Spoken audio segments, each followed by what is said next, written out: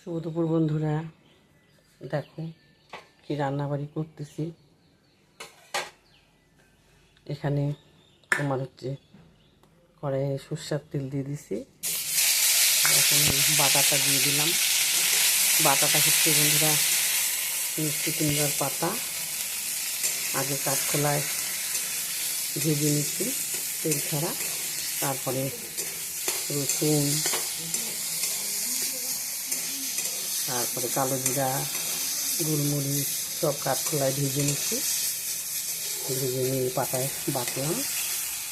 এবার এটা সর্ষের তেলে ভেজে নিচ্ছি।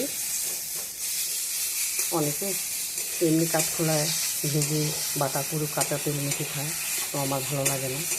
আমি একটু সর্ষের তেল দিয়ে কড়াইয়ে ভাজা ভাজা করে নিই, সেটা বেশি ভালো লাগে। বেশিক্ষণ ভাজতে লাগে না, হয়ে যাচ্ছে, নামাবো।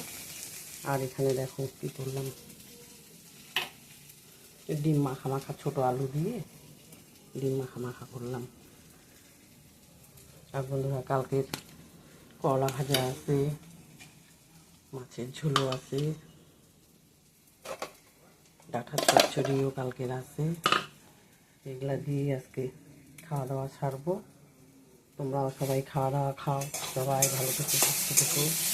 আমার ওই বাটাটা হয়ে গেল, গরম গরম এখন আমরাও খাওয়া দাওয়া খাবো।